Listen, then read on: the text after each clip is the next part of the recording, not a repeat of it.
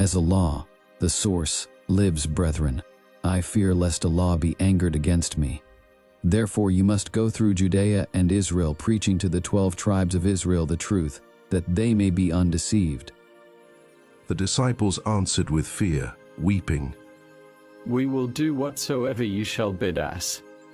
Then said Ēsah, Yeshaya, Jesus, Let us for 3 days make prayer and fast, and from henceforth every evening when the first star shall appear, when our prayer is made to ELAH, let us make prayer 3 times, asking him 3 times for mercy, because the sin of Israel is 3 times more grievous than other sins. So be it, answered the disciples. When the 3rd day was ended, on the morning of the 4th day, Ēsah, Yeshaya, Jesus called together all the disciples and apostles and said to them, Suffice it that there abide with me Barnabas and John. You others go through all the region of Samaria and Judaea and Israel, preaching penitence, because the axe is laid nigh unto the tree to cut it down. And make prayer over the sick, because ELAH, the source, has given me authority over every sickness. Then said Barnabas, he who writes, O Master, if your disciples be asked of the manner in which they ought to show penitence, what shall they answer? Ēsah, Yeshaya. Jesus answered, When a man loses a purse, does he turn back only his eye to see it, or his hand to take it, or his tongue to ask? No, assuredly, but he turns back his whole body and employs every power of his soul to find it. Is this true? Then answered Barnabas, he who writes, It is most true. Then said Ēsah, Yeshaya, Jesus, Penitence is a reversing of the evil life, for every sense must be turned round to the contrary of that which it wrought while sinning. For instead of delight, there must be put mourning, for laughter, activity, for lust, chastity. Let storytelling be turned into prayer, and avarice into almsgiving.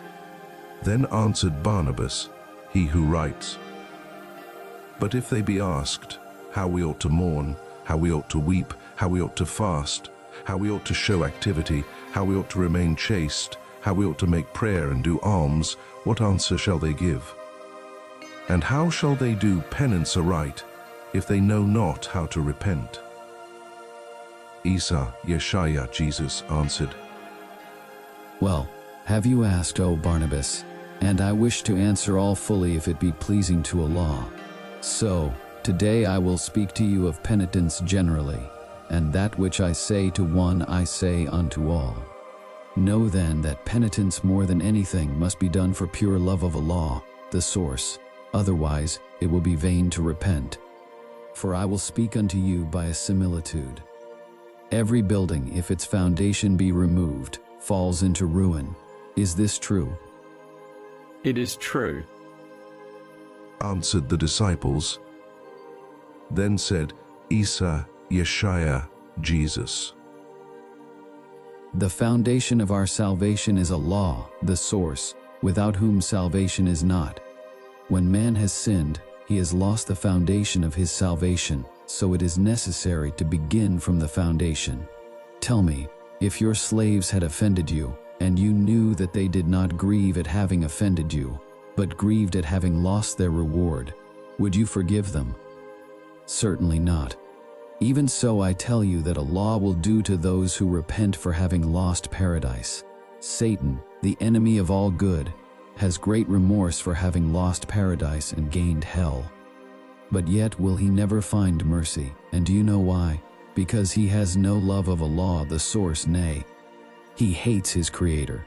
Verily I say unto you that every animal after its own nature, if it loses that which it desires, mourns for the lost good.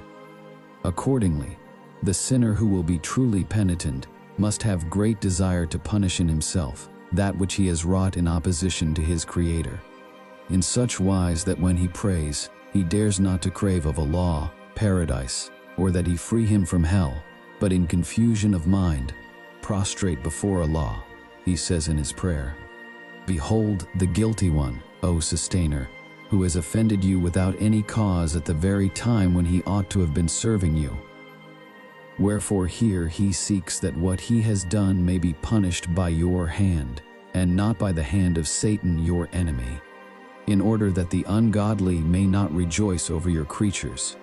Chastise, punish as it pleases you, O Sustainer, for you will never give me so much torment as this wicked one deserves. Whereupon the sinner, holding to this manner of penitence, will find the more mercy with a law in proportion as he craves justice.